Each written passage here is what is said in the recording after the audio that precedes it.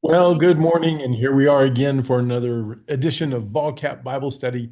My name is Wade Cruz. I'm the pastor for senior adults at Quail Springs Baptist Church. We are here Monday, October 20th, and we're having a good time. I'm wearing the Oklahoma hat today. Sorry to all my friends in South Carolina. You can see we're on our path through Acts. We're Acts chapter 8, kind of tracking with our pastor who's going through the book of Acts, but we're going to jump ahead of him a little bit. He spoke about Philip yesterday, and in the Bible, there's a couple of Philips. One is Philip, the disciple slash apostle. Another one is a guy named Philip who became one of the seven deacons chosen, and then became known as Philip the evangelist or Philip the deacon. We're going to look at the part in chapter 8 where um, they have gone to Samaria and done some really wonderful things for the Lord, and now they're heading back to Jerusalem.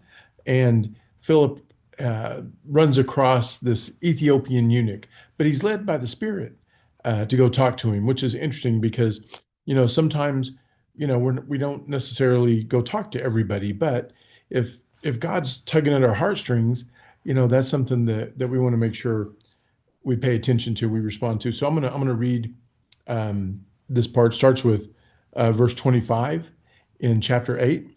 So when they had solemnly testified and spoken the word of the Lord, they started back to Jerusalem, and they were preaching the gospel to many villages of the Samaritans. So they're still in Samaria. They're going back, and they're on a mission trip. Listen to this. But an angel of the Lord spoke to Philip, saying, "Go up and go south to the road that descends from Jerusalem to Gaza." I find this very interesting because even today, Gaza needs the Lord, doesn't it? 2,000 years ago, it needed the Lord, and today it needs the Lord. Um, this is a desert road, it says. So he got up and went, and there was an Ethiopian eunuch, a court official of Candace, queen of the Ethiopians, who was in charge of all her treasure. Now, this is not some, you know, lower level guy, and this is the treasurer, the secretary of the treasury. And so, we got to just realize that this is an important guy. This is a big dude. That's why, years ago, my wife and I, supported Campus Crusade for Christ because they go, and focus on colleges. There's a lot of them, Navigators, Baptist Student Unions, now called Baptist Campus Ministry, different things. But the founder of Campus Crusade, and you have FCA on college campuses too. The founder of Campus Crusade said they go after the college kids. They when I say go after, they love on them and minister to them because every judge, doctor, banker, lawyer, teacher, they all go to college. And so, if we can have some trickle down missionomics, so to speak, if we can reach them, we can reach the professional world and then the rest of the world. So, the don't be afraid to speak love to people of position. Everybody's a sinner. Everybody needs the Lord. So we know the story. He was in charge of all the treasure, and he was returning back to Ethiopia, sitting in Jerusalem. He'd actually says he had come to Jerusalem to worship. I find that interesting. So there's some kind of, worship thing going on. Maybe a Bible scholar has more insight to that, but he realizes there's a God. Maybe he's got some Jewish ancestry there. But he says he was returning, sitting in the chariot, and was reading the prophet Isaiah. And the Spirit said to Philip, "Go up and join this chariot." So Philip ran up and heard him reading Isaiah the prophet. And he said, "Do you understand what you are reading?" And he said, "Well, how could I unless someone guides me?" And he invited Philip to come up and sit with him. Now, the passage of scripture which he was reading was this: He was led as a sheep to slaughter, and as a lamb before the shearer is silent, so he does not open his mouth. In humiliation, his judgment was taken away. Who will relate his generation? For his life is removed from the earth. And the eunuch answered Philip and said, Please tell me, of whom does this speak? The prophet of himself or someone else? Then Philip opened his mouth and began from this scripture. He preached Jesus to him. And they went along, and then they came to some water, and the eunuch said, Look, water. What prevents me from being baptized? And Philip said, If you believe with all your heart, you may. And he answered and said, I believe that Jesus Christ is the Son of God. And he ordered the chariot to stop, and they both went down into the water, Philip as well as the eunuch, and he baptized him.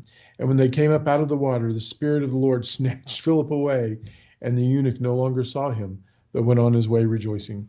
Philip found himself in Azotus, and as he passed through, he kept preaching the gospel to all the cities until he came to Caesarea. Okay, those are the verses. What's the challenge? What's the takeaway?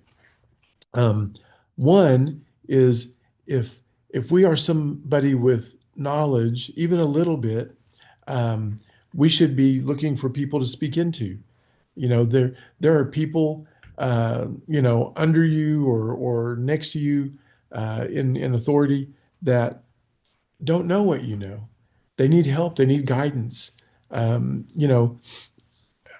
know. Maybe it's a coworker. Maybe it's a neighbor. Maybe you're a coach. Whatever. There are people that are looking to you for answers. They're watching the way you walk. They're watching the way you carry yourself. All of that. So, we have this responsibility to live out and speak into people the faith that God has placed on us, the understanding and all of that stuff. So, as just like this path, we're on a path. We're going to run into people who are curious and are seekers and who don't know all the things that you know. So, I would say that challenge is: Are you ready? One, are you sensitive to the Lord leading you to someone? It's not a coincidence when somebody asks you a spiritual question. We need to be prayed up. We need to be intentional in how we reach out to people and guide people, invite them to church. I know many of you are asking and even taking people to church. One of my best friends is connected to Quail Springs Baptist Church. She's a coach in New Mexico, and she's going to church with 8, 9, 10 of her players every Sunday, and that's intentional. She offers. It's not required. It's not forced. They're not going to get more playing time just because they go to church. But she says, "Hey, I go to church. You're welcome. Come on." And that's how we need to be. I mean, just an open invitation and that display of love and true care and concern for people. And I'm really proud of her. So, are we ready to go talk to our Ethiopian on the path? Are we ready to help explain to people and be their spiritual guide? Some people say, "Oh, I'm not worthy. I can't do that." You're right. You're not. Nobody is. But I'm not worthy of this job, but it's where God has me. So bloom where you're planted and be ready to step up. All right. Have a great week. Sorry, South Carolina, but Oklahoma was the better team. We love you. We'll talk to you later. Bye.